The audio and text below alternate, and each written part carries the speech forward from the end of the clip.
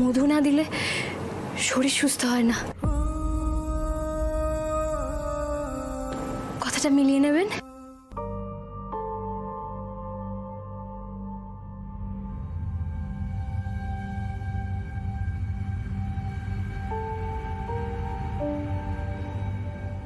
সিঁড়িটা এদিকে।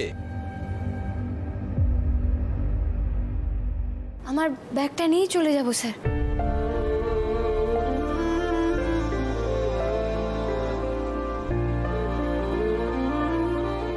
আদি আদি আমার কথাটা সত্যি ভুল বুঝছিস তো।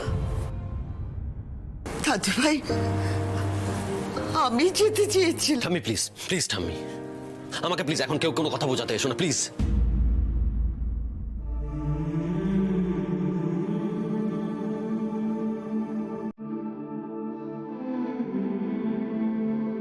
Get out.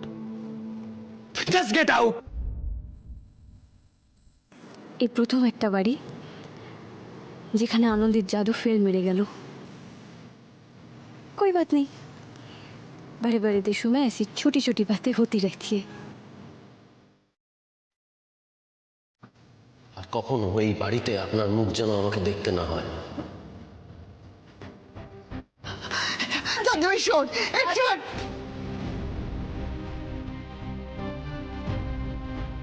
পারলাম না দিদি, আমাকে ক্ষমা কর দিদি, আমাকে। আরে ঠাম্মি, ছি ছি, তুমি এখানে এভাবে ক্ষমা চাইছো?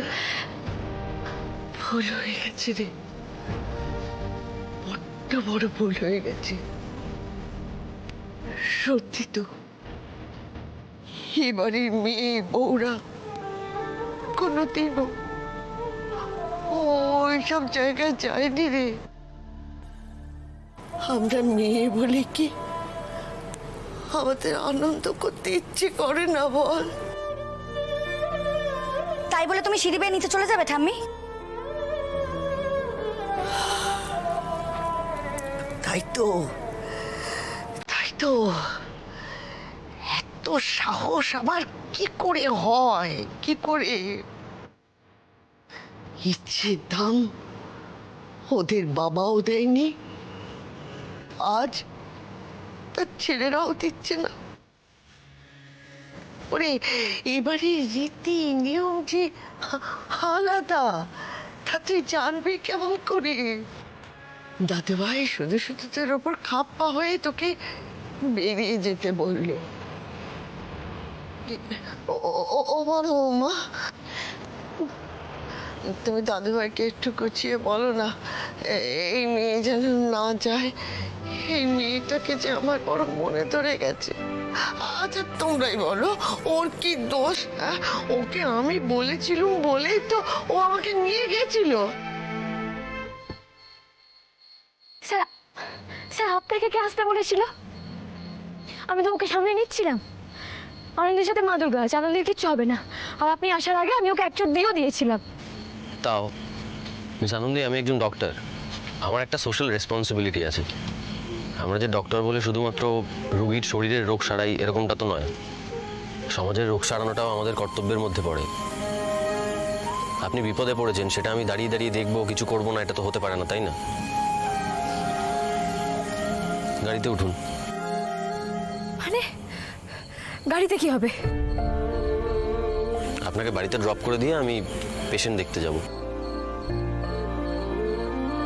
ইটস ওকে স্যার, তার কোনো দরকার নেই। কি দরকার হবে আর কি দরকার হবে না সেটা প্লিজ আমি বুঝি। আপনি উঠুন গাড়িতে। অদ্ভুত মানুষ তো আপনি। কিছুক্ষণ আগে আপনি আমাকে আপনাদের বাড়ি থেকে তাড়িয়ে দিলেন, আর এখন আমাকে বলছেন আমি যাতে আপনার গাড়িতে উঠি, আপনি আমাকে বাড়ি পর্যন্ত ছেড়ে দিয়ে আসবেন। দেখুন স্যার, জুতো মেরে গরুদান করার কোনো দরকার নেই। আমার 11 নম্বরই জিন্দাবাদ। সেটা বুঝেছি মিস আনন্দি, কিন্তু এখন কথা হচ্ছে আপনার সঙ্গে এইমাত্র ঘটে যাওয়া ঘটনাটা নিয়ে। আপনি বুঝতে পারছেন ওই ছেলেটা আপনাকে থ্রেট দিয়ে গেল। এখন বাড়ি ফেরার পথে যদি আপনার উপর আবার চড়া হয়, আপনাকে আবার অ্যাটাক করে, তার দায় আমি এড়িয়ে যেতে পারবো না। গাড়িতে উঠুন, আসুন।